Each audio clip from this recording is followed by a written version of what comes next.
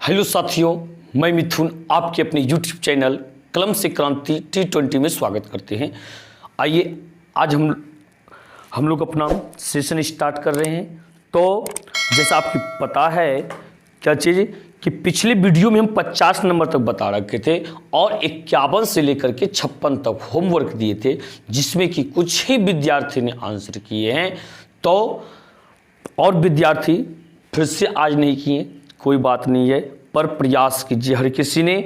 तो हम लोग पहले होमवर्क क्वेश्चन की चर्चा कर लेते हैं, आखिर में आंसर इसका क्या होता, उसके बाद फिर आगे चर्चा करेंगे। तो चलिए, देख पा रहे होंगे आप 51 नंबर क्वेश्चन। 51 नंबर क्वेश्चन देखिए क्या कहता है। 5√2 है, ये कैसी संख्या है? परिमेय संख्या है या अपरिमेय संख्या है या काल्पनिक संख्या है या इनमें से कोई नहीं? भाई साहब ये तो जानते होंगे आप, 5√2 एक अपरिमेय संख्या है। ये 5√2 क्या है? आपका एक अपरिमेय संख्या होगा। इस प्रकार से क्यों पता है? प्रयास कीजिए आप रूट को हटाने का। हटेगा क्या? नहीं हटेगा, यानी कि इसका ऑप्शन नंबर बी होगा। ऑप्शन नंबर बी बिल्कुल सही जवाब होगा। अब आइए आप इसके बाद 52 नंबर के पास। 51 के बाद आपका ये 52 होगा। कह रहा है यहाँ पे 5.2372 है, ये पूर्णांक संख्या है या परिमेय संख्या है या अपरिमेय संख्या या इनमें से कोई नहीं? तो इन चीज़ों को आप समझ पा रहे होंगे। यहाँ पे देखिए 5.2372 तो भाई साहब ये जो है आपके परिमेय संख्या है। कैसे? देखिए यहाँ पे ये दशमलव बाद ये इन 4 अंक तक में पूरा कट गया। तो अपरिमेय संख्या तो हम उसे कहते हैं जो कि नहीं कटता है। बिल्कुल, जो यहाँ पे पूरा कट गया का मतलब क्या हुआ? ये जो है शांत प्रसार होंगे। क्या होंगे? शांत प्रसार होंगे। और जितने भी शांत प्रसार होते हैं ना, सब का सब परिमेय होते हैं। बात रहा क्या, अशांत प्रसार कुछ परिमेय होते हैं तो कुछ अपरिमेय होते हैं, लेकिन शांत प्रसार सब का सब क्या होते हैं? परिमेय होते हैं। दूसरी भाषा में बोला जाए तो देखिए यहाँ डॉट नहीं है, दशमलव उड़ा लीजिए, एक के बाद 4 0 हो गया। ठीक है, यह तो एक, अब तो समझ पा रहे हो कि ये एक परिमेय संख्या है। तो इस प्रकार से पॉइंट में कुछ भी हो, 1 अंक 2 अंक 4 अंक 5 अंक 6 अंक 7 अंक तक, और उसके बाद डॉट नहीं हो, यानी कि अनंत तक नहीं खाता हो, तो समझिए वो भी क्या होता है? आपका परिमेय संख्या होता है। इस प्रकार से ये आपका क्या होगा?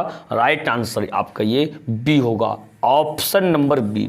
ऑप्शन नंबर बी एकदम बिल्कुल सही जवाब होगा। इस प्रकार से आप आइए अगले क्वेश्चन की तरफ। 53 नंबर क्या कह रहा है? निम्न संख्याओं में कौन सी संख्या विजातीय है? निम्न संख्याओं में कौन सी संख्या विजातीय है? विजातीय माने क्या हुआ? आपके पास 4 ऑप्शन है, आपके पास 4 ऑप्शन है। इन 4 ऑप्शन में से कोई एक ऐसा है जो भिन्न है, 3 कोई ऐसा है जो कि एक जैसा है, पर एक जो है उसके भिन्न है। उससे क्या है? भिन्न है, बिल्कुल अलग है। उन्हीं चीज को छांटना है। विजातीय का मतलब यही हुआ, विजातीय का मतलब यही हुआ कि अलग चीज को छांटना है। ऑप्शन नंबर बी देखिए यहाँ पे कहता है 25/49, और ऑप्शन नंबर सी आपके पास है √11, और ऑप्शन नंबर डी आपके पास है 7/3। तो देखिए यहाँ पे ध्यान दीजिएगा, यहाँ पे ध्यान देने वाली ये बात है, ये 2/3 जो है परिमेय संख्या है, और ये 25/49 इसका सॉल्यूशन करेंगे तो ये 5/7 होगा, और यह भी आपका परिमेय संख्या होगा। ये √11 जो है रूट से नहीं निकलेगा, ये आपका अपरिमेय संख्या है, और ये 7/3 ये भी आपका परिमेय संख्या है। ये ए बी और डी तीनों तो एक है, पर अलग यहाँ पे कौन है? C number. अलग कौन है? सी नंबर है, जो कि अपरिमेय संख्या है। तो यही आपका विजातीय चीज है। यही क्या है? आपका विजातीय है, सी नंबर। ऑप्शन नंबर ये आपका सी होगा, बिल्कुल सही जवाब। आप इन चीजों को समझे होंगे।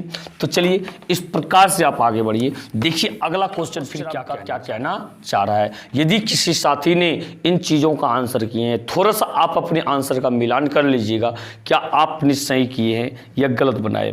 तो देखिए यहाँ पे 56 नंबर क्वेश्चन कह रहा है 0.32 2 के ऊपर रैकरिम है को P/Q के रूप में, जहां P, Q पूर्णांक है comma Q not equal to 0 लिखा जा सके। क्यू यानी कि 0 के बराबर नहीं है और पी एवं क्यू जो है एक पूर्णांक संख्या है।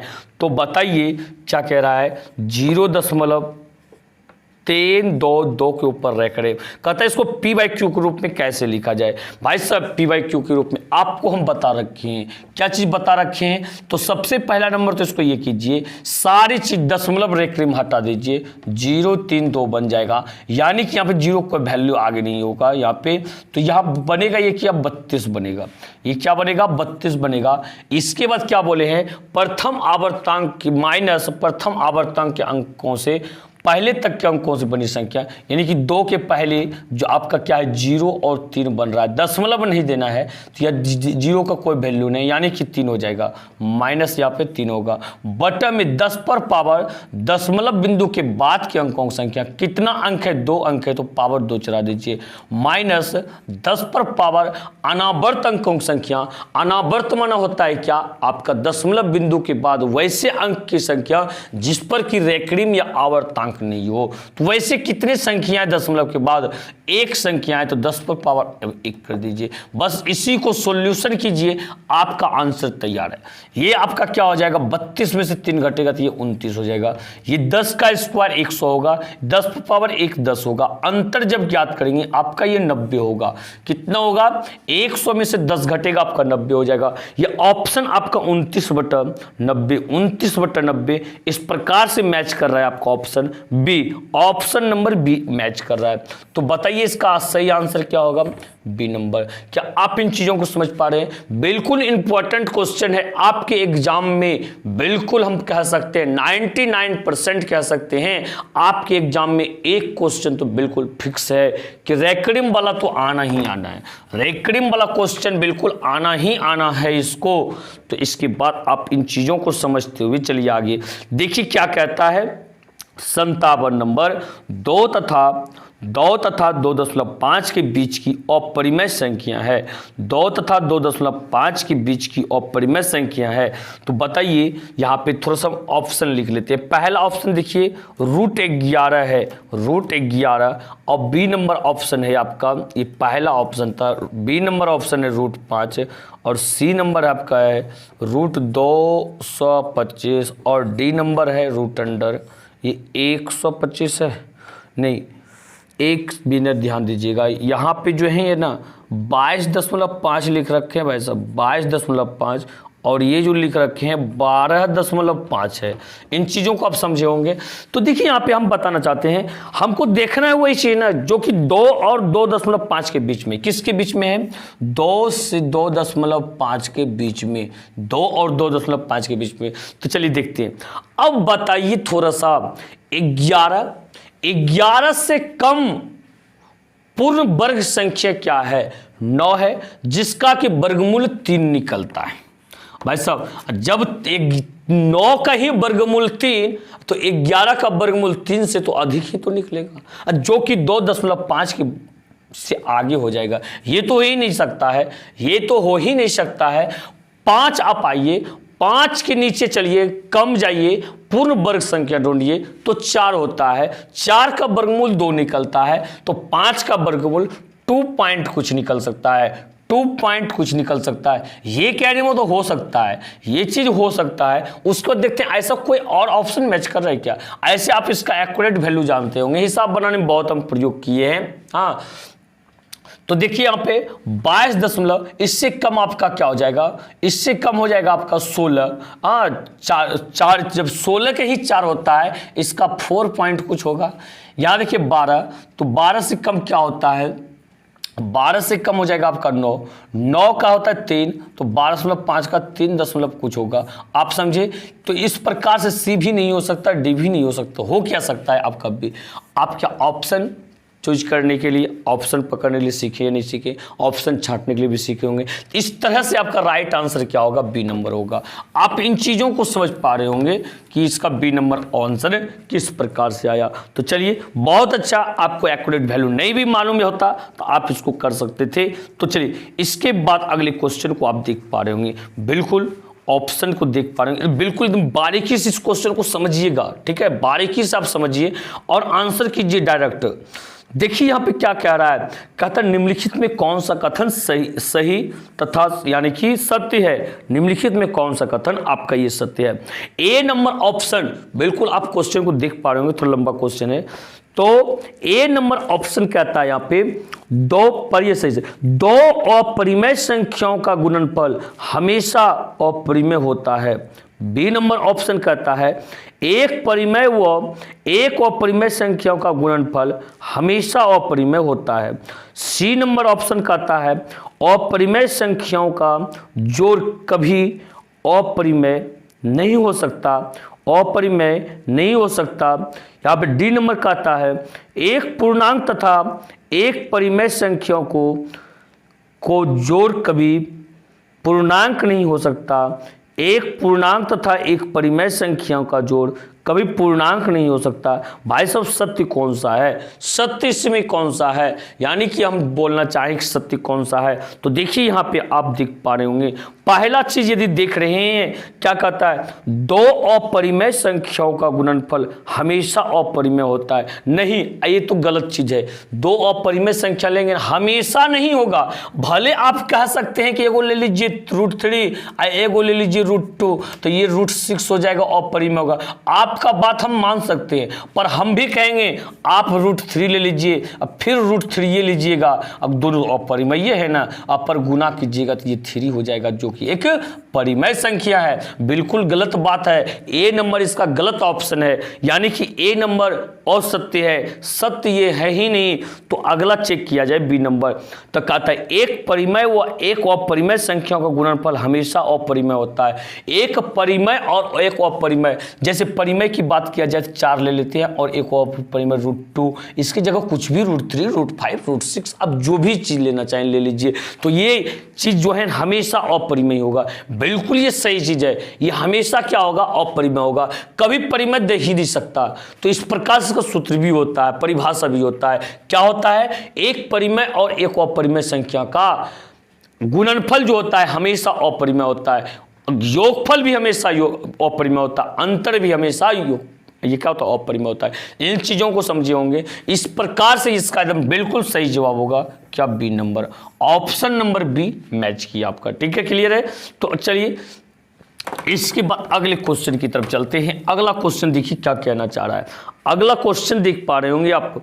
अगला क्वेश्चन जो है यहाँ पे कह रहा है यदि n एक प्राकृत संख्या है तब √n क्या होगा, तो √n आपका क्या हो जाएगा। तो आप इन चीजों को देखिए, कहता है n एक प्राकृत संख्या है, n क्या है आपका, एक प्राकृत संख्या।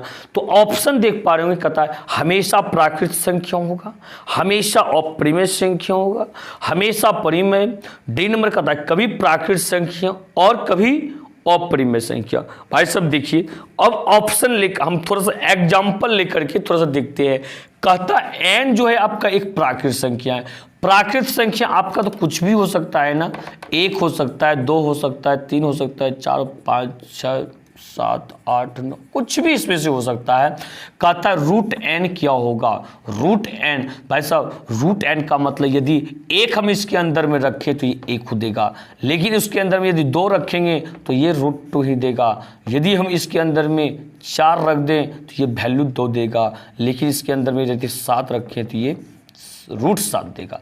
तो अब देखिए आप मिलान कर सकते हैं, कभी आपका आ रहा है प्राकृत संख्या तो कभी अपरिमेय संख्या आ रहा है, प्राकृत संख्या आ रहा है अपरिमेय संख्या। इस प्रकार से आप लोग कोई भी प्राकृत संख्या उसके अंदर रखिएगा, या तो वह प्राकृत संख्या ही देगा या तो वह क्या देगा, आपको अपरिमेय संख्या देगा। बात क्लियर है यहाँ पे। तो ऑप्शन बताइए इस प्रकार से मैच करके आपका कौन सा, डी नंबर ऑप्शन बिल्कुल सही होगा। इन चीजों को आप समझ पा रहे होंगे। तो चलिए इस प्रकार से अगले क्वेश्चन की तरफ, अगला क्वेश्चन देखिए आप क्या कहना चाहता है। अगला क्वेश्चन जो आपसे कहना चाह रहा है, ये कह रहा है यहाँ पे 60 नंबर में, यदि प्रथम 13,986 अभाज्य संख्याओं का योग n है तो n हमेशा भाज्य डैश से होगा, n हमेशा भाज्य डैश से होगा। बताइए इसका क्या होगा, इसका क्या होगा। तो n हमेशा भाज्य डैश से होगा। तो इन चीज़ों को तो इसका कहने का मेरा मतलब हुआ, क्या कहता है, यदि प्रथम 13,986, देखिए 13,986 इतना संख्या है, इतना अभाज्य संख्या को जोड़ दिया गया है, उसका योगफल बोला है कि n हो गया। तो n किससे विभाज्य होगा? भाई साहब एक चीज बताइए आप, अभाज्य संख्या का सबसे पहला नंबर कोई निश्चित अंतराल नहीं होता है। जैसे यहाँ 2 लिया जाए, अगला 3 होता है, तो अगला 5 होता है, अगला 7 होता है, अगला 11 हो जाता है, फिर 13 होता है, फिर 17 होता है, 17 के बाद 19 होता है। बात समझिए, यहाँ पे अंतर 1 का है, यहाँ पे अंतर देखिए 2 का है, यहाँ 2 का है, यहाँ पे 4 का अंतर हो जाता है। तो यानी कि इस प्रकार से आपका इसमें कोई निश्चित अंतर नहीं होता है, जिसके कारण हम लोग ये नहीं कह सकते हैं कि निश्चित रूप से ये कितने से विभाज्य होगा, ये कितने से विभाज्य होगा। बात रहता है इसका नहीं, बात है कह रहा इतना संख्या, जैसे यहाँ पे 3 को अभाज्य संख्या लेंगे तो इन तीनों को जोड़ेंगे, 5 3 8 2 10 हो जाएगा। तो ये किससे किससे विभाज्य हो जाएगा? 10 से हो जाएगा, 2 से हो जाएगा, 5 से विभाज्य होगा। इस प्रकार से ये कहता है इतने अभाज्य संख्या लेंगे उसका योगफल n होंगे, तो वह किससे विभाज्य होगा? कुछ नहीं कहा जा सकता है। वो भी क्या कहता है यहाँ पे, तो n हमेशा जैसे, यानी कि ऐसी संख्या लें जो कि हमेशा वो विभाज्य होगा ही होगा। इतना तो कुछ कहा नहीं जा सकता कि किससे होगा नहीं होगा। इस प्रकार से आपका ऑप्शन मैच कर जाएगा, इनमें कोई नहीं। Option number D, option number D, क्योंकि इसका कुछ कोई ऐसा कोई फंडा नहीं है, तो हम लोग नहीं कह सकते। तो इसका ऑप्शन क्या होगा? डी नंबर, कि इनमें से कोई नहीं होगा। क्या होगा? इनमें से कोई नहीं। तो आइए इसके बाद अगले क्वेश्चन की तरफ। अगला क्वेश्चन देख पा रहे होंगे, कितना नंबर आपका ये क्वेश्चन नंबर आपका 61, क्वेश्चन नंबर 61। तो क्वेश्चन नंबर 61, 62, 63, 64 और 65 ये आपका रहेगा होमवर्क क्वेश्चन। तो बिल्कुल यदि आपसे कोई ऐसे मेरे साथी हैं जिससे नहीं बन रहा है, या तो 5 में से कुछ सवाल बना और कुछ सवाल नहीं बना, तो घबराने का कोई बात नहीं है। आप देख पा रहे हैं डेली वीडियो को कि अगले दिन हम उसका टोटल सॉल्यूशन करके देते हैं, तो आप अगले दिन मिलान कर सकते हैं। नहीं भी बने तो आप घबराइएगा नहीं। तो इस सारे 5 क्वेश्चन का हम लोग कल चर्चा करेंगे इसके बारे में क्या होने वाला है। वीडियो अच्छा लगा हो लाइक शेयर कमेंट करना मत भूलिएगा, और बिल्कुल होमवर्क क्वेश्चन का जितना हो पाता है आपसे उतना आंसर करके कमेंट बॉक्स में आप हमको क्वेश्चन नंबर और ऑप्शन नंबर, सिर्फ आपको इतना तो करना है, सिर्फ इतना ही तो करना है। जैसे से 61 है, आपको लग रहा है सॉल्यूशन कर लिए हैं कि 61 का भाई सब बी होगा, बस इतना करना है। 61 का बी हो गया, कोमा 62 का कितना देना चाहते हैं वो दे दीजिए, सी देना चाहते थे भाई, इतना ही तो करना भाई साहब आपको। बस थोड़ा सा क्या करना है, सॉल्यूशन करना संतुष्टि के लिए, और कमेंट बॉक्स में ऐसे ही आपको टाइप करके भेजना है। चलिए मिलते हैं अगले वीडियो में। यदि आप चैनल को सब्सक्राइब नहीं किए हैं, चैनल को सब्सक्राइब करके बेल आइकन को प्रेस कर दीजिएगा, ठीक है। तो इसी के साथ जय हिंद जय भारत।